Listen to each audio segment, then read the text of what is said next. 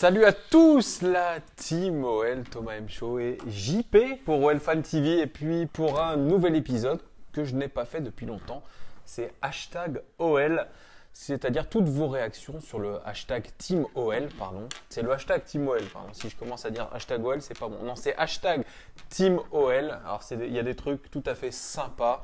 On est pendant la trêve internationale et vous avez beaucoup de choses à dire sur ce hashtag Team OL, des choses drôles, des choses moins drôles, des choses piquantes et JP, notre consultant officiel, va nous dire un peu ce qu'il pense de vos petits commentaires.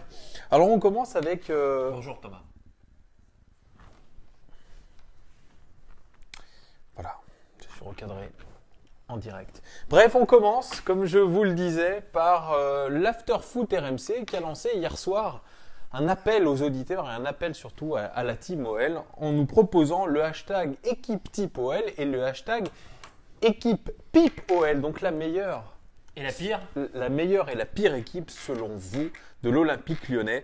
Alors c'est Jonathan que j'ai eu le plaisir d'interviewer de Café du Commerce OL qui nous met la pire équipe de l'OL. Pour lui c'est Miguel Lopez, Diakité, Sarr, Belhadj, Crozas, Léal au milieu de terrain, sur l'aile droite Kader Keita, le regretté Kader Keita, Gaël Danic sur le côté gauche et puis une attaque de feu, Beauvu, Piquion. Qu'est-ce que tu en penses? Alors on va commencer par la fin. C'est vrai que Et toi, qu'est-ce que tu dirais par rapport à la pire équipe de l'Olympique Lyonnais? Tu rajouterais qui? elle ressemblera peut-être à celle-là, même si évidemment on est dans du frais. Piquion a quand même marqué les esprits parce que c'était vraiment catastrophique. En plus, il avait sur le dos une étiquette un petit peu. Tu t'en rappelles de ce derby extraordinaire?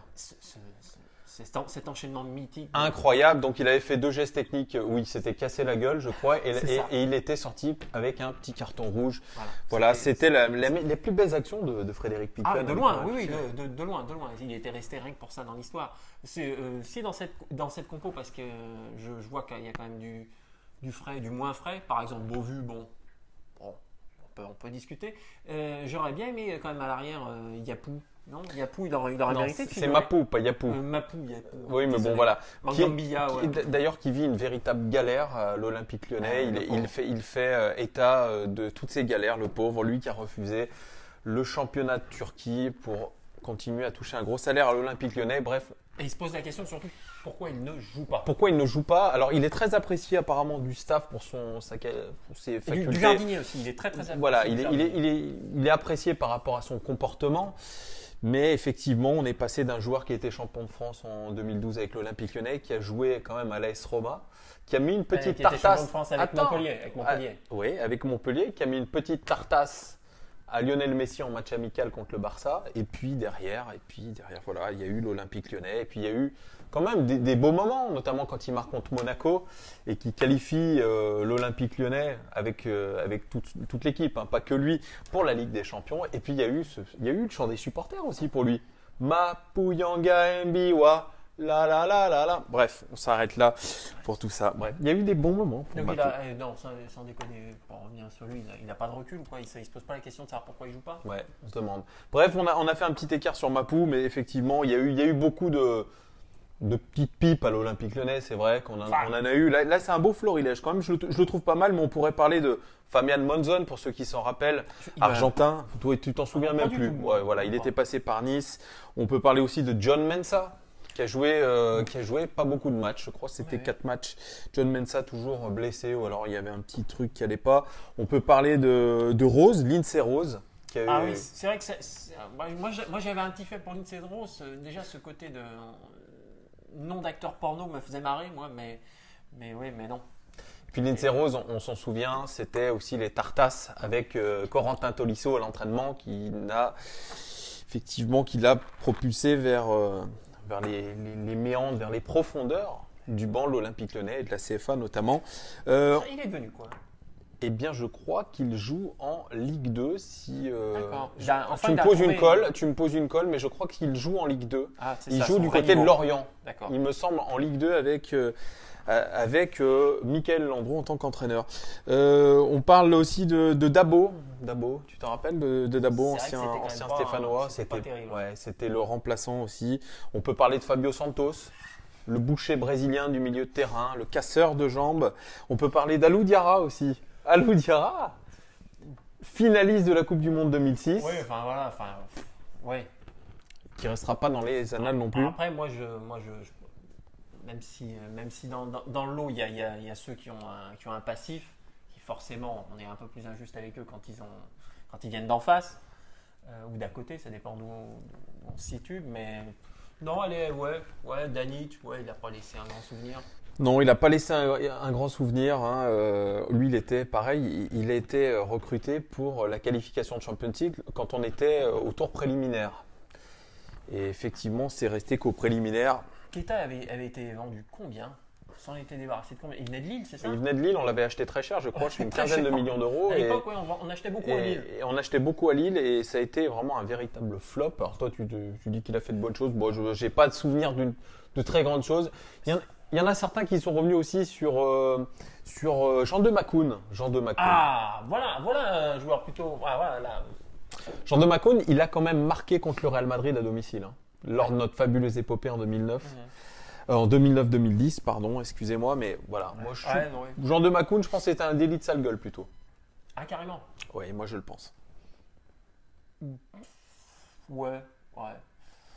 Non, franchement, ça m'inspire pas. Hein. L'équipe pipe, moi, à la limite, c'est pas quelque chose qui me transcende dans le sens où j'ai pas envie spécialement de me rappeler des tocards. Par contre, l'équipe type me plaît plus. Ouais, l'équipe type, alors c'est Eddie Fleck qui est un tweetos, célèbre tweetos lyonnais, qui nous a fait un 4-3-3 avec Coupé dans les cages, Révélière, Chris, Umtiti, Abidal, Diarra, Essien, Juninho, Benzema, Anderson, Govou. Ça a de la gueule. Ça sent surtout les titres enquillés surtout. Ça sent les titres enquillés. Il a juste rajouté Umtiti et Benzema dans cette fabuleuse équipe. Mais c'est vrai que ça a de la gueule. C'est cette équipe qui a notamment affronté le Milan AC et qui aurait dû passer contre le Milan. Accessoirement, qui a gagné quelques titres de champion. Ouais, effectivement, ça nous rappelle ça. Elle est très très belle. Hein, elle est moins sujette à discussion. Ouais, elle est très belle cette équipe. Et on continue avec Quentin Pobel qui change complètement de sujet et qui nous parle de vous voulez nous écouter concernant l'avenir de Bruno Genesio et il tag Jean-Michel Aulas. Il fait référence à l'interview de Laurent Blanc dans France Football qui se dit prêt à relever un gros challenge dans un club de Ligue 1 parce qu'en Ligue 1, il y a des gros clubs encore. Est-ce que c'est un appel du pied à l'Olympique Lyonnais? Si c'est pas un appel du pied, ça y ressemble quand même carrément. Ça me fait penser un peu à sa sortie sur Ndombele par rapport à son transfert au PSG, etc. Quand il avait repris, c'était Dorasso d'ailleurs, je crois. Ouais. C'est exactement ça. Non, il veut clairement se remettre dans le bain, Laurent Blanc, et puis tant qu'à faire, il se dit si je peux avoir un gros de Ligue 1. Alors, il y en a qui ont aussi réagi parce qu'il y a Jean-Michel Aulas qui a fait une petite interview et il dit comme Bruno a un contrat et que je suis quelqu'un de stable. Il est stable, selon lui. On va au bout du contrat et puis quand on sera à la fin de la saison ou un peu avant, on discutera. On va discuter avec tous les partenaires, le board, et on écoutera aussi les supporters. Et là, QNSPNL, voilà, c'est son nom sur Twitter, il nous dit donc si pour une fois il respecte vraiment ses paroles, il devrait nous écouter. L'imposture Bruno Genesio est donc bientôt terminée. Je sens qu'il va nous douiller. Alors, il date de quand ce poste? Il date il y a un jour. D'accord. Oui, donc pour lui, il considère encore que, à la limite, on n'est même pas au tiers de la saison, que Genesio est une imposture. Ouais, qui était une imposture et que ça va forcément se terminer à la fin de la saison. Mais moi, je le vois aussi, la fin de Bruno Genesio à la fin de la saison. Il serait temps. C'est quand même le minimum. Mais apparemment, il respectera le contrat. Il va pas se contredire. Il va aller jusqu'à la fin de la saison. Et ensuite, effectivement, s'il écoute les supporters, Genesio, c'est dehors. Je l'ai déjà dit. La seule chose qui pourrait faire en sorte, et je te l'avais dit à toi lors d'une précédente vidéo, qui pourrait faire en sorte que ça se termine plus tôt que prévu, ce serait une catastrophe. C'est-à-dire une non-qualification pour les huitièmes après un début de phase de groupe plutôt bon, pour ne pas dire inespéré parfois. Et que vraiment, il a une semaine noire, ce qui n'est jamais arrivé. Il a toujours eu le cul bordé de nouilles. Et puis les joueurs aussi se reprennent toujours quand il faut, c'est-à-dire qu'ils perdent le derby. Non qualifié en huitième, plus la perte du derby, je pense que ça remuerait un peu dans les tribunes et il aurait du mal à. Bah, c'est vrai que tu parles des tribunes. Alors, bon, il y a Lucas Timoel qui, lui, revient sur la victoire contre Guingamp. Victoire 4-2 contre Guingamp. Espérons que ça lance une série. Alors, toi, tu es en train de nous parler d'une série noire. Lui, il parle plutôt d'une série positive. Peut-être que ça peut aller dans ce sens-là. En tout cas, il y en a certains qui sont plutôt positifs. Il y en a d'autres un peu moins. Les supporters à Guingamp étaient vraiment énervés. Memphis qui nous dit « Meilleure banderole de l'histoire, je veux rien savoir ». Et c'était la banderole des supporters lyonnais à Guingamp. On veut des lions, pas des chèvres. Ah, celle-là, elle était quand même. Elle est pas mal, hein. Elle était bien trouvée.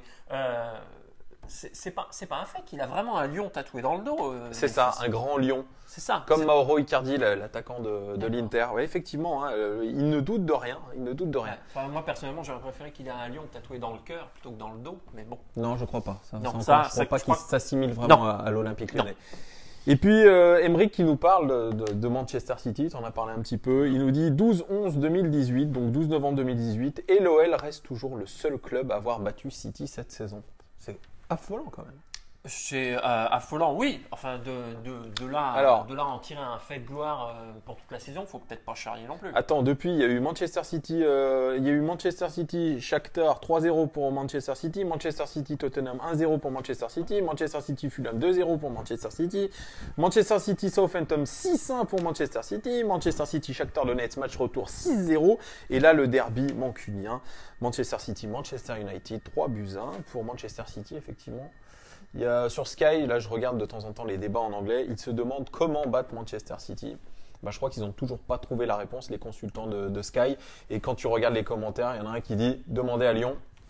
Oui, pas mal, hein. Oui, ouais, franchement, ça fait plaisir. Oui, ça flatte un peu l'ego. Après, tu peux aussi te poser le problème dans l'autre sens, c'est-à-dire, tu n'as pas l'impression que c'est pas qui peut battre Manchester City, mais plutôt que c'est Manchester City son seul et unique ennemi. C'est plutôt comment eux ils peuvent faire en sorte de ne pas gagner. Mais là, ils font masterclass sur masterclass, comme je l'ai dit, Manchester City. Ils ont un bon entraîneur. Ouais, ils ont un super entraîneur, mais voilà, le match retour à Lyon, je pense que ça vaut son petit pesant de cacahuètes. Ça vaut non seulement son pesant de cacahuètes, mais il ne faut pas oublier une chose, c'est que si City est entre guillemets assuré de passer et d'accéder au 8e, ils ne sont pas assurés de finir premier. Donc, ils vont avoir deux sources de motivation différentes. Une obligatoire, c'est-à-dire finir premier du groupe, et une, entre guillemets, accessoire, c'est-à-dire de taper l'équipe qui les a tapés au match aller. Voilà, tout à fait. Avec Pep Guardiola sur le banc, cette fois-ci, il ne sera pas suspendu normalement. Donc, il y aura de la présence. Il y aura Pep Genesio contre Pep Guardiola. Là, c'est le vrai pépito. Là, c'est le vrai pépito. Puis surtout, là, il y aura entre guillemets, plus l'excuse de dire... on les prend de haut, etc. Non, là, il y aura plus ce facteur. Effectivement. Et puis, tous azimuts, Fabien Nekir qui nous dit Pléa qui remplace Lacazette, qui remplaçait Martial, l'OL fournisseur officiel d'attaquants de l'équipe de France. Oui, il fait référence à l'équipe de France, la trêve internationale, les matchs internationaux. Oui. Et effectivement, c'est Alassane Pléa qui au final va remplacer le remplaçant du remplaçant. La roue de secours, de la rustine, de la roue de secours. C'est assez incroyable. Alassane Pléa qui avait été vendu par l'Olympique Lyonnais à l'OGC Nice, qui a fait forte impression d'ailleurs à l'OGC Nice, et là qui fait un très très bon début de saison à Mönchengladbach, déjà 6 buts pour Alassane Pléa. Ça c'est vrai que c'est une belle ascension. Il a quel âge ? Je crois qu'il a 22 ans. 22 ans. Ouais, de 22. Ouais, c'est un très jeune joueur. Ah oui, je le voyais un peu plus. Non, c'est 22 ou 23 ans, c'est très bon pour lui. Ah oui. Après, il va effectivement tâter du niveau international. Il va pouvoir se jauger s'il rentre. Et on peut penser qu'il va rentrer. Ouais. Après, moi, je me focalise pas sur lui. Tant mieux qu'il ait réussi entre guillemets en dehors de son giron. Et puis c'est surtout été un bon choix que de choisir de Mönchengladbach après le GC Nice. J'ai lu une interview d'Alassane Pléa qui disait que franchement, Mönchengladbach lui avait vraiment montré qu'il le voulait parce que il connaissait tout son jeu déjà et c'était vraiment l'attaquant ciblé par l'équipe allemande. Donc effectivement, ce choix n'est pas dû au hasard, il est en pleine confiance. Et puis bon, pour regretter quand même Martial qui fait un très bon début de saison avec. Ça a été chaud avec pour lui. Ça a été chaud au début et puis là il s'est bien rattrapé quand même avec Mourinho. Mourinho lui fait confiance actuellement. Et puis on regrette aussi Alexandre Lacazette qui fait un super début de saison. Lui, par contre, on peut le regretter. Voilà, alors on sait très bien que Deschamps et Lacazette. n'y a pas beaucoup d'atomes crochus, je crois Non, qu'il il y en a même pas voilà, du il y tout. en a même pas du tout. Donc voilà. Bref, nous verrons bien. Et un autre qui attend sa première sélection et qui va l'avoir, c'est Jérémy Morel, sélectionné avec Madagascar. Ah oui, là on passe au haut niveau. Oui, c'est Planète Gone qui nous le dit. Jérémy Morel connaît sa première convocation avec Madagascar. Match face au Soudan le 18 novembre. Il va donc aller tâter du terrain soudanais.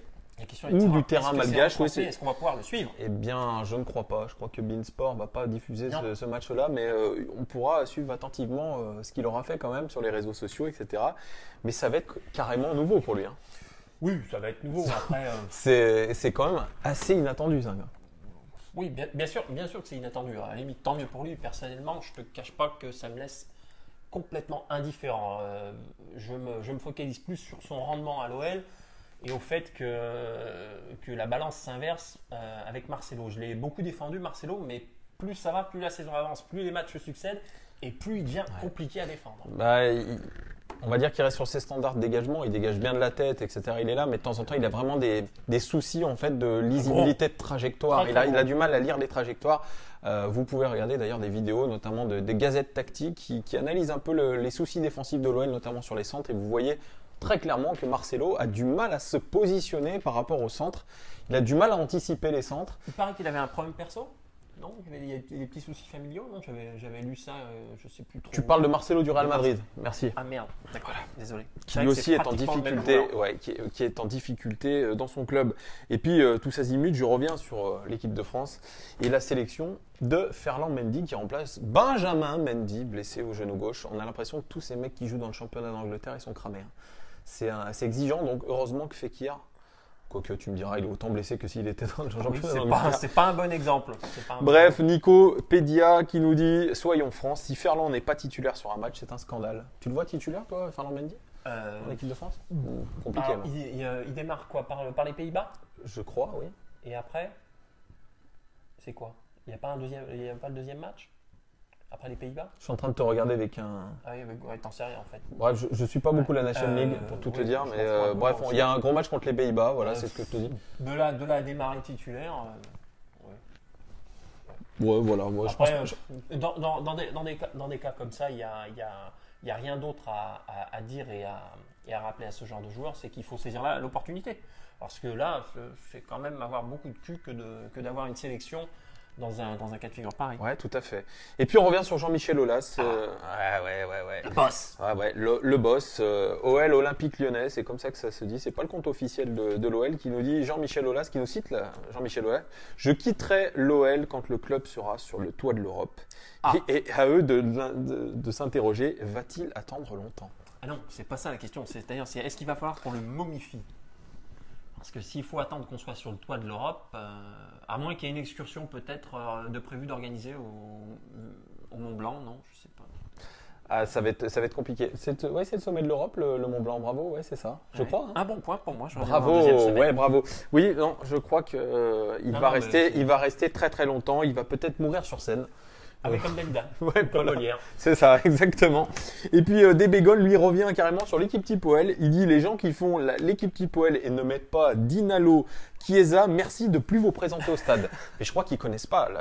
Les gars, on a des supporters qui sont assez jeunes. Si je regarde les Attention. statistiques déjà de la chaîne, Attention. la moyenne d'âge, c'est entre 18 et 25 ans. D'accord, mais c'est un tort. C'est pas parce que tu es jeune et que l'histoire est fraîche que tu dois oublier le passé.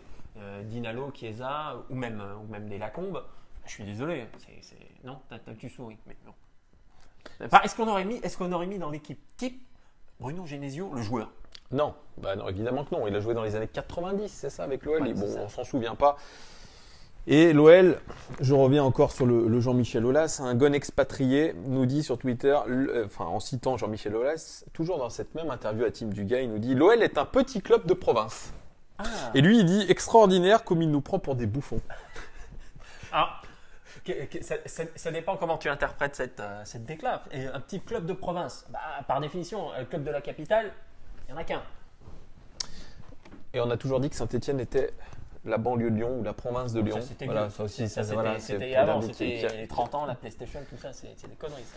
Mais non, un petit club de province. Un petit club de province, oui. Oui, Guingamp est un club de province. Ouais, et, voilà, et on a battu quand même Guingamp 4-2. Et tout à fait. Merci de le rappeler. Alors, pareil, dans cette interview, Jean-Michel Aulas qui dit que le sujet Juninho en tant que directeur sportif ou même coach est un sujet tabou. Ah bon? Et oui, et Safe qui nous dit, Isa Abou Safe sur Twitter, il nous dit ce qu'il ne dit pas, c'est que Juni n'a pas oublié son traitement quand il est parti de Lyon avec les fameux dinosaures, ce qu'il avait dit de crise de Juninho, etc. Il n'a pas changé, il veut gagner des titres et non une pitoyable 3e place et des résultats positifs au CAC 40. Oui, alors Juninho, moi je vois pas. Pourquoi tabou pour qui? Tabou pour qui? Pour les dirigeants. Pour les dirigeants. Moi, je pense que Juninho n'apporterait rien de plus. Je crois qu'il n'est pas motivé à revenir à l'Olympique Lyonnais. Pour des raisons familiales, il a envie de rester au Brésil. Tu m'étonnes. Et je crois qu'il y aurait beaucoup de travail à faire du côté du directorat sportif. Donc, je pense que Juninho n'a pas envie de se mettre dans une situation où il a tout à construire. Et surtout, s'opposer directement à Jean-Michel Aulas, qu'il craint, je pense. Alors ça tombe très très bien le fait qu'il ait pas envie, parce que si tu n'as pas envie, le problème ne se pose plus. Quelqu'un qu'on a besoin d'appâter et de motiver pour faire le job, il faut changer de profil. Restons donc avec les conseillers intérieurs et extérieurs du président Aulas. Conseiller extérieur Gérard Houllier, conseiller intérieur Bernard Lacombe. Voilà, bref. Ça ne changera pas de sitôt à l'Olympique Lyonnais. Et puis on finit avec des petits commentaires. Du jeunisme. Ouais, on est loin du jeunisme. On finit avec des petits commentaires que vous avez eu sur #TeamOL sur nos joueurs et notamment Memphis Depay, Superfootix qui nous dit si Depay, écrit Depay comme une paille, 2 et DEPAI2LE, avait pas de tatouage, personne n'en parlerait de ce surcoté arrogant sans éducation. Alors, nous on a été très gentils quand même avec Depay, là c'est quand même un tacle en règle. Qu'est-ce que t'en penses, JP? Je dis que c'est un peu excessif. Qu'il soit surcoté, peut-être. De là à dire qu'on n'en parlerait pas, si on en parlerait forcément, parce que même si on lui reproche beaucoup de choses, que ce soit toi ou moi, et je m'en cache pas, mais je vais faire quand même un éclaircissement. J'adore le joueur. Oui, j'adore le joueur quand il joue. Quand il l'ouvre, un peu moins. Beaucoup moins. Puis je vais vous mettre aussi une petite photo assez marrante. C'est une photo prise ce week-end après la victoire du Borussia Dortmund. Est-ce que vous nous voyez encore? Mais bien sûr qu'il nous voit encore. Non, vous ne voyez plus. Si, vous nous voyez encore. On a eu une petite photo assez marrante. C'est celle de la victoire du Borussia Dortmund contre le Bayern Munich ce week-end avec l'entraîneur Lucien Favre qui fait le même geste que Memphis Depay. Et Johan Rouquet nous dit quand Lucien Favre fait une dédicace à Memphis Depay. Tout ça pour mettre le sujet Lucien Favre, sujet des entraîneurs. On aurait pu avoir Lucien Favre à la place de Bruno Genesio. On aurait dû. Et oui, et ça ne s'est pas fait. Et puis là vraiment on finit, c'est la dernière. C'est Memphis, toujours le même, qui nous dit. Alors lui il a fait une recherche sur Google. Il a tapé Traoré âge, il a 23 ans, Bertrand Traoré. Il a tapé dans un second temps sur Google Anne espérance de vie. L'âne a une espérance de vie entre 25 et 30 ans à l'état sauvage. Et lui nous dit d'ici 5 ans, ça devrait être bon. Alors à ça je répondrais, mais je crois que l'âne est un animal, lui, très intelligent. Il est têtu, mais très intelligent. Voilà, merci JP. Voilà, c'était le 4e épisode de #OL dans une autre configuration. On n'est pas dans un studio, quasi. Ni dans un salon, c'est pas le Café de Flore, mais quand même. Voilà, merci JP pour tous tes commentaires assidus. Merci à vous, nos amis suiveurs. Jean-Paul va vous faire une petite dédicace à vous qui commentez. Un Hall of Fame. Voilà, je ne vais pas citer tout le monde, mais un petit bonjour, un remerciement à Playgon, à Johan, à Machiavelli, à Florian, à Desclos, à Mamad, à Tony, à Orange, Az, à Ryan, à Mathieu. À La vie, ça va. Et puis si ça va, ça vient, et puis voilà, et puis on reviendra. Ouais, j'espère que ça vous a plu. N'hésitez pas à commenter. Dites-nous si ça vous plaît ce petit format. Dites-nous si c'est trop long, dites-nous tout. Bref, on sera là même pendant la trêve internationale où on vous fera des petites vidéos, les amis. Voilà, il ne me reste plus qu'à te souhaiter une très bonne journée, mon petit JP. Et puis à très bientôt, la Team OL. Ciao, ciao. À bientôt.